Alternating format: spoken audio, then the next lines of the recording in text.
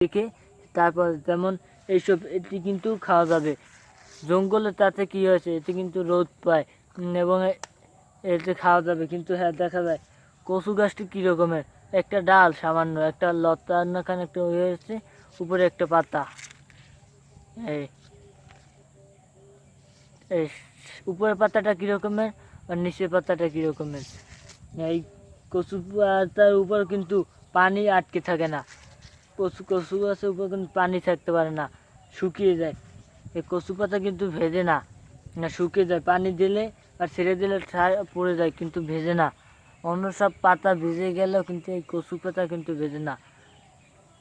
আর যেসব কচু লাগানো হয়, যেসব কচু গাছ লাগানো হয়, যেমন দুধমান কচু, পানি কচু, তাতে কিন্তু হ্যাঁ, পানি কচু যে বললাম, পানি কচু কিন্তু পানিতে লাগালেও তা হয়।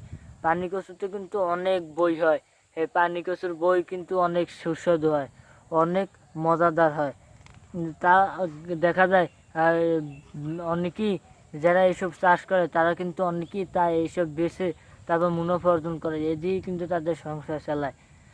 আমাদের গ্রামের অঞ্চলে অনেকেই দেখি এইসব কাজই করে, বেশি এই কৃষিকাজ করি তারপর কিন্তু সংসার চালায়।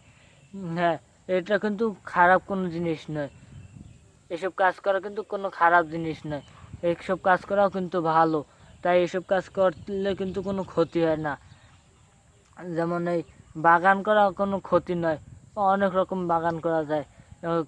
হ্যাঁ, কচু গাছ লাগালে তা দিয়েও কিন্তু মুনাফা অর্জন করা যায়। এরকমের টমেটো গাছ লাগালে এই টমেটো সিজনে টমেটো গাছ, আলু সিজনে আলু গাছ এবং কদু সিজনে কদু গাছ, যে সিজনে যা তা লাগিয়ে কিন্তু এই ভালো মুনাফা অর্জন করা যায়।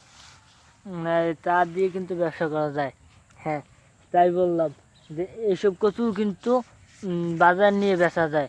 যারা দেখা যায় অনেকেই এসব কচু নিয়েও কিন্তু বাজারে বেচে মুনাফা অর্জন করে। তাই যারা বুদ্ধিমান, যারা আর কি, যাদের কোনো কাজকর্ম নাই, কোনো কাজ পায় না, তারা কিন্তু এইসব কাজই বেশি করে।